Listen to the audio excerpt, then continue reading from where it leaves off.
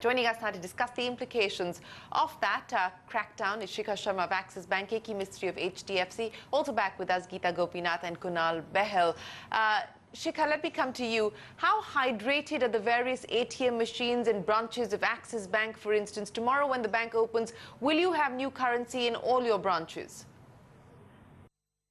We are attempting to do, of course, and have been trying to do all through the night, is to make sure that we pull out the old 500 rupee and 1000 rupee notes from the ATMs and the branches and populate them with the new 100 rupee notes at the ATMs and the new 100 and 2000 rupee notes at the branches. Because to be able to put 2000 rupee notes in the ATMs, we have to actually reconfigure the cassettes and the software. That would take a bit of time. But at the branches, we would start having the 2000 rupee notes as well from tomorrow. So we are doing our best, working with RBI and working with the currency chairs to get as much supply as possible out there. Shikha, you said it will take a few days for you to change the software in the ATMs. Are you expecting disruption on account of this software change, the cassette changes that you just talked about? I think this is such a bold move, but so impactful in terms of what it does for the economy, both on black money and terrorism funding, that it's just good for the economy. And we have to remember that any inconvenience that gets caused, either to us as banks in terms of the massive logistic exercise that we have to take in, or to customers during this period, has to be viewed in that context. And we have to remember that this very short-term pain is actually for the greater good for the long term. And interestingly, I was having a conversation with my driver this morning and telling him that, now these notes are not going to work, so I hope you're not panicking. So he said, nahi, magar kya karna chahiye? People are telling me that 500,000 doesn't work anymore. So the important message to get out to customers is that you have all the way till December 30 to come and exchange your 500,000 rupee notes into the new legal tender. So there's no need to panic. You don't need to rush to the ATMs. You don't need to rush to the branches to be able to convert that money. That money can be converted all the way till December 30. So, CNBC, since you reach out to so many customers, if you could just publicize that message, it can help reduce the panic and bring calmness. And I think that would be a big plus. The second thing would be, what do you do in this interim period before you can go out and get cash? So one, keep the minimum cash required, and that's why RBI has stipulated that you can only get 4,000 rupees of cash a day, so that you minimize cash. Use the opportunity to use all the other modes of payment.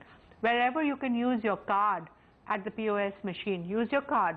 You buy online, you can just transfer money online and buy your groceries, you can buy your tickets, you can go to Big Basket. I do all my shopping on Big Basket. Right now I pay cash on delivery, but I can pay with the card. I can go and book my tickets on Book My Show with my card. I can go and buy on Amazon. I can pay with my card. So there's a bunch of daily life stuff that I can do using card payment and electronic payment. And now with IMPS and UPI, and if you have the mobile app, the Axis Mobile app, for instance, you can do your bill pays, you can do your phone recharges, you can even pay to any other person who's supplying you a good by just creating a beneficiary and doing a money transfer. So my advice would be, one, yes, let's reduce the panic. Two, minimize the usage of cash by trying all the other electronic modes of payment.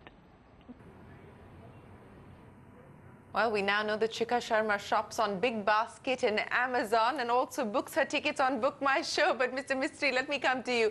What do you think will be the implications of this move by the government to curb the black money menace in the system? Now we do have the fine print of the operational guidelines as well. There has been so much of talk about black money in the system that it was extremely critical that we take some drastic measures or dramatic measures or path-breaking measures to try and rein in black money. So in that sense, I'm completely, I think the move is a great move.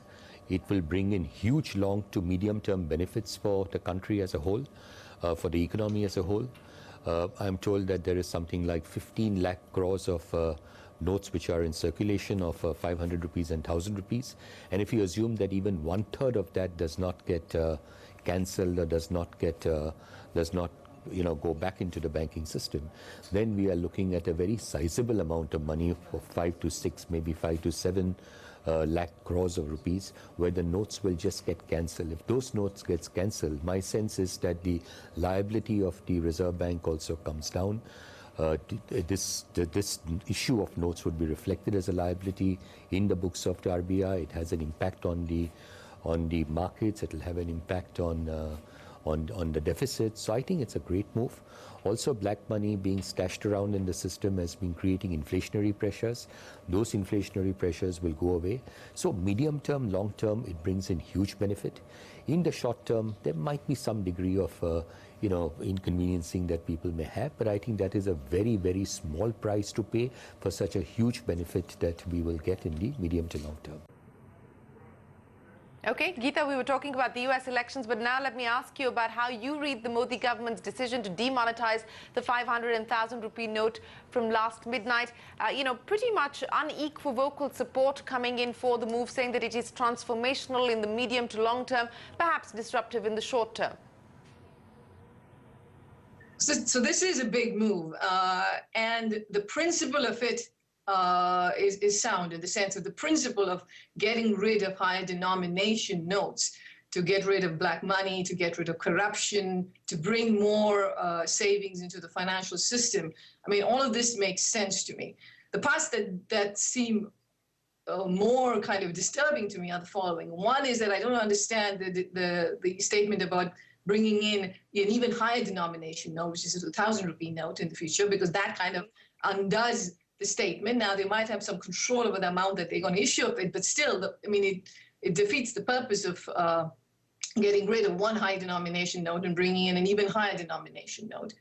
The second thing is, I'm not sure that this is the kind of policy that can be done as a surgical strike. I mean, in a country where 75% of transactions are still cash-based, in a country where financial inclusion, true financial inclusion, really doesn't exist.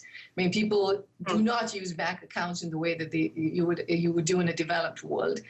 You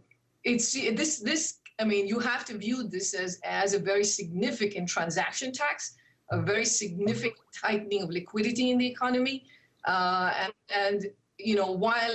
there is a lot of virtue in going after black money, and I'm fully in favor of that, I just think that this particular rollout is going to be damaging for the economy in the short run. Even as we speak, the government has now issued a clarification. Remember, we've been asking these questions of the government, and finally the clarification has come in. Deposits up to 1.5 to 2 lakh rupees will be below the taxable income. There will be no harassment by the IT department, but here is what is the key.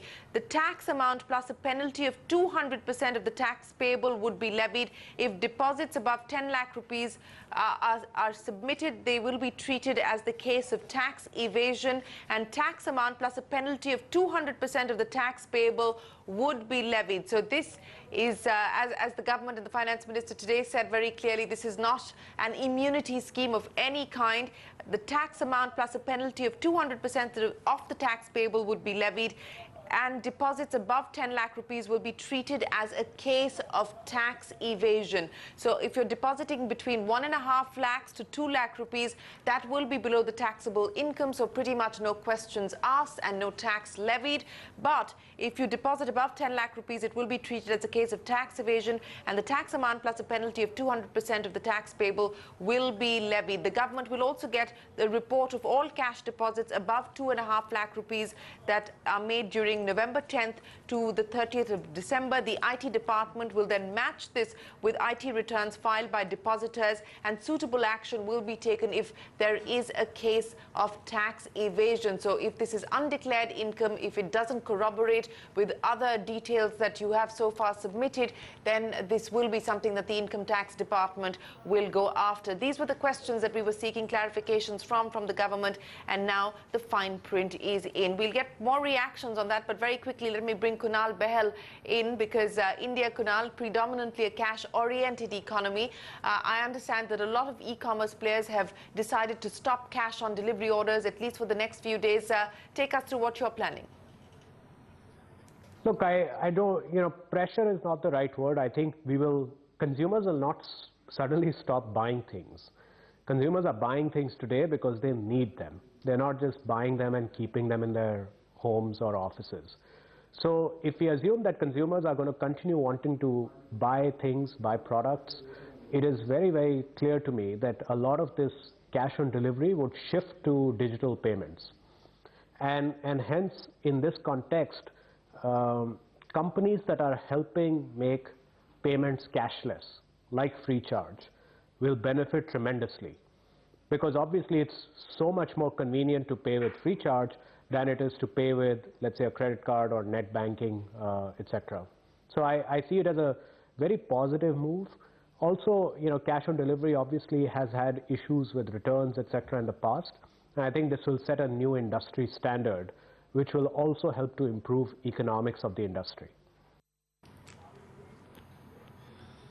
All right, Kunal, Shikha, Mr. Mistry, appreciate it, and Gita, appreciate you joining us here. But let's just revisit the story that is flashing on your screens. And remember, we got a hint of this from the Finance Minister when he spoke this morning, saying that this is not an immunity scheme of any sort.